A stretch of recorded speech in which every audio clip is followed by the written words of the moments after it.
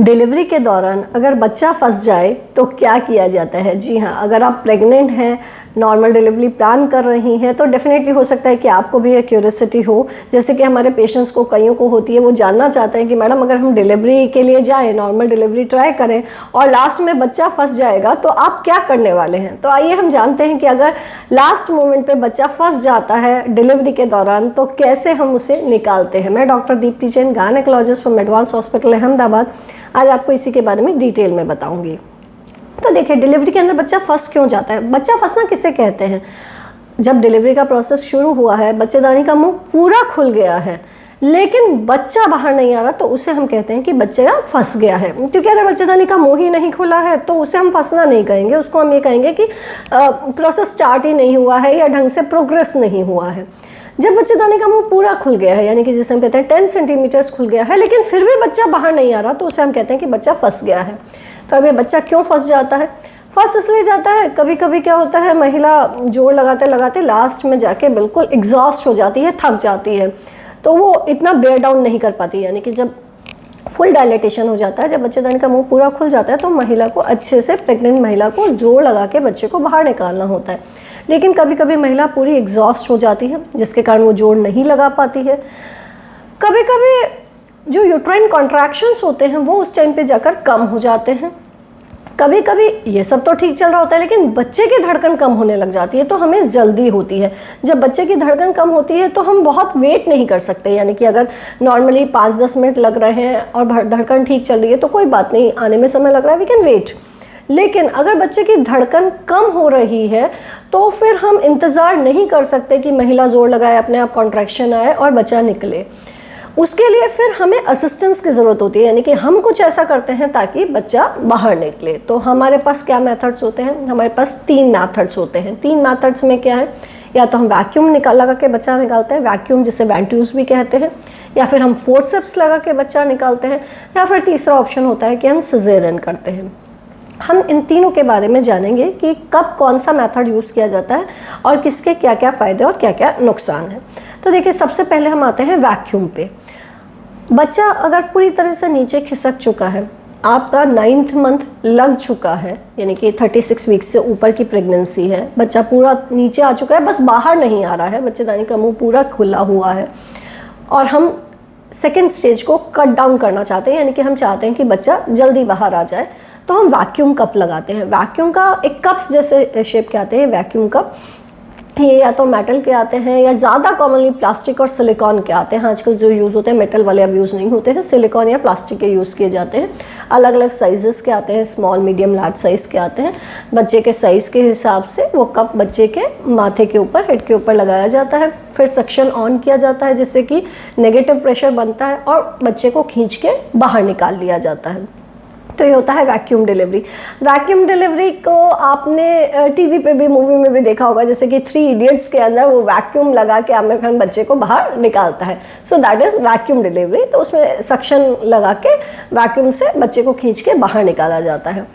अब इस vacuum delivery से डेफिनेटली ये तो हमें फ़ायदा होता है कि बच्चा जल्दी बाहर आ जाता है, परंतु इसके भी कुछ साइड इफ़ेक्ट्स होते हैं, रिस्क होते हैं, जो कि मैं फोर्सेप्स के साथ में आपको समझाऊंगी। दूसरा होता है कि हम फोर्सेप्स लगा के बच्चा निकालें। फोर्सेप्स जो होता है वो मेटल के होते हैं, वो प्लास्टिक या सिलिकॉन के नहीं होते, वो मेटल के स्ट्रॉन्ग इंस्ट्रूमेंट्स होते हैं, बड़े बड़े चम्मच जैसी शक्ल के होते हैं, लॉन्ग बड़े बिग स्पून्स जैसे होते हैं। फोर्सेप्स हम तब लगाते हैं जब बच्चा थोड़ा और ऊपर होता है, मीन्स वैक्यूम में तो बिल्कुल बच्चा बाहर तक आ गया है, फोर्सेप्स कभी कभी जब बच्चा थोड़ा और ऊपर है। और अगर बच्चा 36 वीक्स से छोटा है तो हम वैक्यूम नहीं लगाते, यानी कि 9th मंथ अगर आपका नहीं लगा है और बच्चा फंस गया है तो फिर हम सिर्फ फोर्सेप्स ही लगा सकते हैं। इन दोनों ही मेथड से डेफिनेटली डिलीवरी का प्रोसेस फास्टन अप हो जाता है, यानी कि बच्चा जल्दी बाहर आ जाता है। लेकिन ऐसा नहीं कि इनके कोई साइड इफ़ेक्ट्स नहीं होते या नुकसान नहीं होता। इनसे रिस्क क्या क्या रहते हैं? इनके जो नुकसान होते हैं वो माँ के लिए भी होते हैं और बच्चे के लिए भी होते हैं। माँ को क्या क्या रिस्क आ सकता है? माँ को जो रिस्क रहता है वो होता है कि टीयर्स हो सकते हैं। जो वेजाइना है, यानी कि जो बच्चा बाहर आने का रास्ता है, वेजाइना का जो रूट है उसके अंदर डेफिनेटली टीयर्स आने के रिस्क रहते हैं, क्योंकि हम खींच के बच्चा बाहर निकाल रहे हैं, एक नेचुरल बच्चा नहीं आ रहा। और ये औजार भी अपनी जगह लेते हैं, यानी कि उनके वो भी अपने स्पेस ऑक्यूपाई करते हैं। तो जब हम खींच के बच्चा निकालते हैं तो टीयर्स होने की संभावना, यानी कि वेजाइना के अंदर इंजरी हो उसकी संभावना बढ़ जाती है। कभी कभी ये tears 3rd degree 4th degree vaginal tears भी हो जाते हैं, यानी कि जो पीछे पॉटी का रास्ता होता है उसके अंदर भी टीयर्स आ जाते हैं और उसकी भी सिलाई करनी पड़ती है, उसमें भी स्टिचेस लगाने पड़ते हैं। क्योंकि ये टीयर्स होते हैं इसलिए लॉन्ग रन में इनके कारण जब भी कोई वैक्यूम डिलीवरी या फोर्सेप्स डिलीवरी, इसमें एक और चीज़ मैं क्लियर कर दूं, वैक्यूम डिलीवरी के कॉम्प्लिकेशन इतने हाई नहीं होते, फोर्सेप्स के स्पेसिफिकली ज़्यादा होते हैं। तो टाँके ज़्यादा आ सकते हैं लॉन्ग रन में, यूरिन पास होने में दिक्कत आना या स्टूल पास होने में यूरिन अपने आप लीक हो जाना या स्टूल अपने आप निकल जाना, इनकॉन्टिनेंस होने का रिस्क रहता है। वो इनकॉन्टिनेंस तभी होता है जब डिलीवरी के टाइम पे जो स्फिंक्टर्स हैं वो वीक हो जाए या उनमें टेयर आ जाए, वो उसी टाइम हमें पता चल जाता है यूजुअली कि अगर ऐसा कुछ टेयर होता है। तो वैक्यूम में इन सब की पॉसिबिलिटी काफ़ी कम होती है एज़ कम्पेयर टू फोर्सेप्स में ये रिस्क काफ़ी ज़्यादा होता है।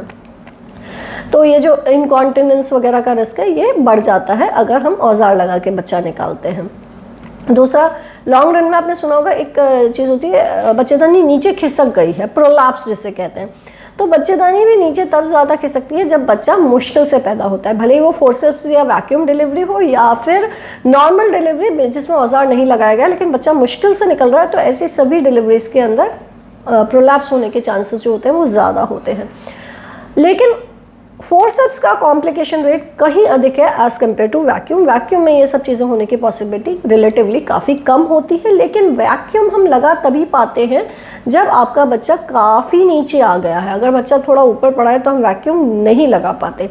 वैक्यूम लगाएंगे तो ये रिस्क काफ़ी कम है, लेकिन फोर्सेप्स के अंदर अच्छा खासा रिस्क है। परंतु अगर बच्चे की धड़कन बहुत कम होने लग गई है, मरीज बिल्कुल जोर नहीं लगा रही है, तो हमारे पास ज़्यादा ऑप्शंस नहीं होते। तीसरा ऑप्शन हमारे पास जो होता है वो होता है सिजेरियन। परंतु ऐसे केसेस में सिजेरियन करना भी, जो कि नॉर्मल इलेक्टिव सिजेरियन है, उससे डिफरेंट होता है और डिफ़िकल्ट होता है। क्यों?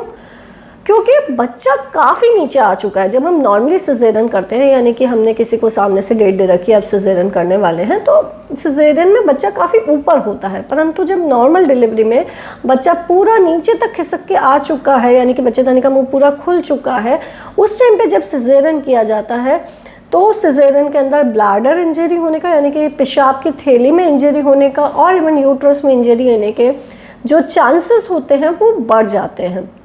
ऐसा नहीं कि सब में होंगे ही होंगे, परंतु जो संभावना होती है वह बढ़ जाती है। इतने देर के दर्द सह के जो बच्चेदानी होती है वह भी थोड़ी कमज़ोर हो चुकी होती है। तो सबसे इम्पॉर्टेंट चीज़ क्या है? इम्पॉर्टेंट चीज़ यह है कि आप एक आइडियल कैंडिडेट होने चाहिए नॉर्मल डिलीवरी के लिए। अगर आपका नीचे का रास्ता अच्छा है, ठीक ठाक है, तो बहुत अच्छी बात है, नॉर्मल डिलीवरी बेस्ट चीज़ है जो कि हो। परंतु अगर रास्ता थोड़ा छोटा है या प्रोग्रेस अच्छी नहीं हो रही है, तो फुल में जाके अटकना, यानी कि बच्चा अटकता जब है तब जो कॉम्प्लिकेशंस होते हैं वो सबसे ज़्यादा होते हैं। इसलिए मेरे पेशेंट्स को मैं स्पेसिफिकली सामने से यही समझाती हूँ कि आपको एक का साइड इफ़ेक्ट झेलना चाहिए, या तो नॉर्मल डिलीवरी का या सिजेरियन का। तो अगर आप एक आइडियल कैंडिडेट है नॉर्मल डिलीवरी के, तो be prepared, mentally strongly prepared रहिए, ताकि ऐसा ना हो कि लास्ट मोमेंट आप हाथ खड़े कर दें या आप एग्जॉस्ट हो जाएं और जोर ना लगा पाएँ। मेंटल प्रिपरेशन अच्छी होनी चाहिए नॉर्मल डिलीवरी के लिए। आप मेंटली स्ट्रांगली प्रिपेयर होनी चाहिए कि आप डिलीवरी करा ही लेंगी। और अगर हाई रिस्क फैक्टर्स है, यानी कि आपका बच्चे नीचे का जो रास्ता है वो छोटा है या कॉम्प्लिकेटिंग फैक्टर्स आ रहे हैं, तो बच्चा अटके और फिर सिजेरियन किया जाए, उससे बेहतर होता है कि सीधे सिजेरियन किया जाए। बेस्ट नॉर्मल डिलीवरी, लेकिन अगर अटक रहा है, ज़्यादा लग रहा है कि ज़्यादा प्रॉब्लम आ सकती है, तो फुल में जाके अटकने से अच्छा होता है कि हम पहले सिजेरियन करते हैं। लेकिन सब कुछ ठीक चल रहा है तो डेफिनेटली नॉर्मल डिलीवरी ही सबसे अच्छी होती है। उस चीज़ को आप कंफ्यूज नहीं कीजिएगा कि सीधे सिजेरियन कराना, ऐसा बिल्कुल भी नहीं है। सबसे अच्छा नॉर्मल डिलीवरी ही है, लेकिन उसके लिए थोड़ा मेंटली स्ट्रांगली प्रिपेयर रहिए कि फुल में जाके बच्चा अटके, ऐसा ना हो। आप उस टाइम पे अच्छे से जोर लगा पाए, उस चीज़ के लिए पहले से तैयारी करके रखिए। आई होप आप ये क्लियर हो गया होगा कि बच्चा जब अटकता है तो हम क्या करते हैं और कैसे बच्चे को बाहर निकालते हैं, क्योंकि बच्चे को तो बाहर निकालना ही है कैसे भी करके। फिर भी कोई कन्फ्यूजन हो तो आप कमेंट बॉक्स में लिख के पूछ सकते हैं। हमारे चैनल पर प्रेगनेंसी को रिलेटेड काफ़ी वीडियोस दिए गए हैं जिनको कि आप देख के अपनी नॉलेज को बढ़ा सकते हैं। नॉर्मल डिलीवरी होने में क्या चीज़ें आपको हेल्प कर सकती हैं, उस चीज़ को आप स्पेसिफिकली देखिए ताकि आपको उस चीज़ के लिए हेल्प रहे। धन्यवाद।